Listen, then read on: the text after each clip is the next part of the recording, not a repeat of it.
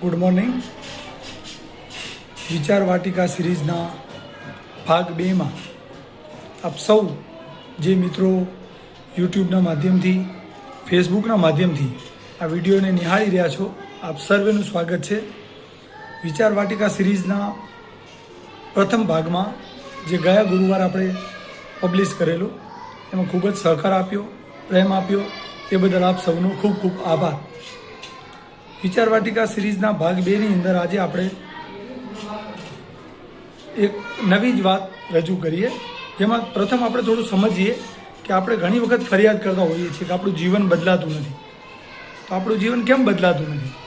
આપણે એવું માનીએ છીએ કે જીવનમાં પોડકાસ્ટ, કોઈ વિડીયો સાંભળી લેવાથી, કોઈ રીલ જોઈ લેવાથી, કોઈ મૂવી જોવાથી કે એવી કોઈ વસ્તુઓથી આપણું જીવન બદલાવાનું નથી. ખરેખર જો આપણે જીવન બદલવું હોય આપણું, તો આપણે સારા વિચારોને આપણે સાંભળીએ, એને આપણા જીવનમાં ઉતારીએ, સારા વિચારોને વાંચીએ અને આપણા જીવનને સાચી દિશા તરફ લઈ જઈએ. ત્યારે આપણા મનમાં જે આપણે પણ આજે વિચાર વાટિકાના માધ્યમથી જે વિડીયો આપની તરફ પહોંચે છે, આપની પાસે પહોંચે છે, એમાં દર ગુરુવારે એક નવો વિચાર હશે અને એ વિચાર આપણે ચોક્કસ આપણા મનની અંદર એ વિચારનું બીજ વાવીશું તો ચોક્કસ એ બીજ એક દિવસ વિચારોનું મોટું વૃક્ષ બનશે અને એ આપણા જીવનને બદલવાની શક્તિ ધરાવે છે. માટે વિચાર વાટિકા જે છે એ ફક્ત વિડીયો નથી પણ સારા વિચારોનો એક બગીચો છે. તો આપણે આજનું વિચાર વાટિકાનું શરૂ કરીએ. તો પ્રથમ વાત એ કરવી છે કે ભાઈ વાંચનમાં ઘણા મિત્રો, ઘણા બાળકો, ઘણા વાલીઓ એવું વિચારે છે કે ભાઈ વાંચન કરીએ તો એનો વિશેષ શું ફાયદો? વાંચનથી એક જ્ઞાન મળે છે, એ ચોક્કસ ફાયદો છે.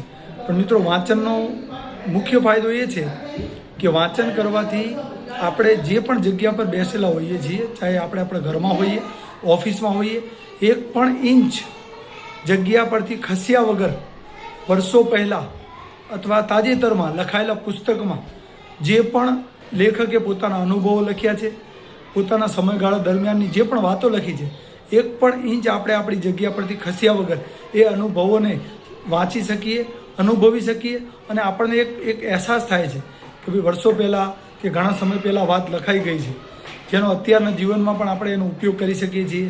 એમાંથી આપણા માટે જે સારું હોય, જીવનમાં ઉપયોગી હોય, અને આપણે ચોક્કસ આપણા જીવનમાં ઉતારી શકીએ છીએ. હવે વાત કરવી છે વિચાર વાટિકાની આ સિરીઝમાં ખાસ કે એક પુસ્તક છે, આપણા ભારતના બહુ પ્રખ્યાત છે રાઇટર શિવ ખેરા સાહેબ, એમણે લખેલું એક પુસ્તક છે, નામ છે યુ કેન વિન, જે આપ અહીંયા જોઈ શકો છો પુસ્તક.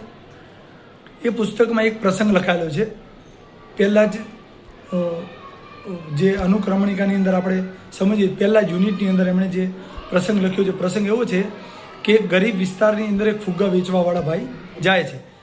ફુગ્ગા વેચવાવાળા ભાઈ ત્યાં જઈને પોતાના રંગબેરંગી જે ગેસથી ભરેલા ફુગ્ગા હોય છે એને પોતાની જે લાકડી સ્ટીક હોય છે એની સાથે બાંધીને બાળકો સામે બતાવે છે, જેથી બાળકો ફુગ્ગા જોવે અને ફુગ્ગાની ખરીદી કરવા આવે. ત્યાં એક દૂર એક ખૂણામાં એક બાળક બેઠું હોય છે.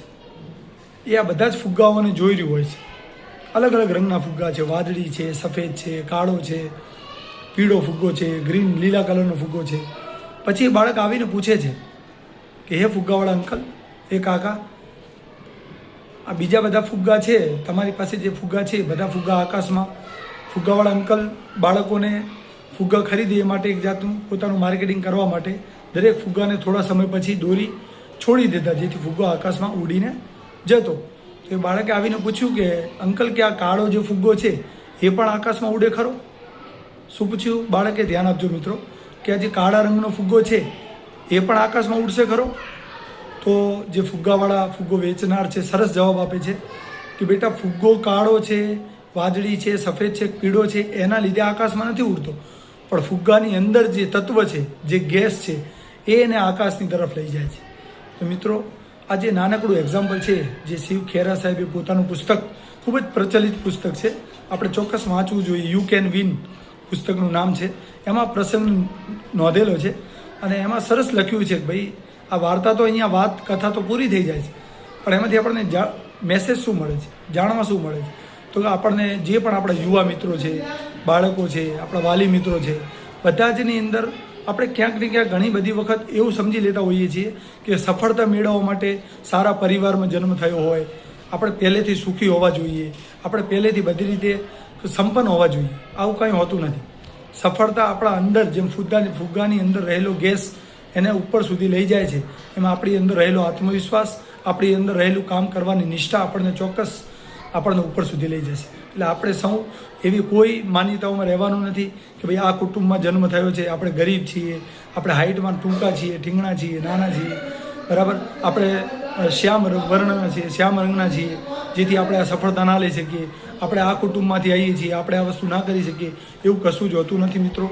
સફળતા માટે ચોક્કસ જરૂરી છે એક જ બાબત કે આપણી અંદર આત્મવિશ્વાસ હોય અને કામ કરવાની પૂરેપૂરી કર્તવ્ય નિષ્ઠા હોય તો ચોક્કસ આપણે સફળ થશું. આજનો આ વિચાર આપની સમક્ષ રજૂ કર્યો છે. આપ સૌ આ વિચારને સાંભળજો, સમજજો, જીવનમાં ઉતારજો, ચોક્કસ ફાયદો થશે એવો વિશ્વાસ રાખીએ છીએ અને પ્રભુને પ્રાર્થના કરીએ, ઈશ્વરને પ્રાર્થના કરીએ કે આપણા તમામના જીવનમાં જે નવા નવા વિચારો છે એને સાંભળવાથી, વાંચવાથી ચોક્કસ આપણા જીવનની દિશા બદલાઈ જાય અને આપણે ચોક્કસ સફળ થઈએ.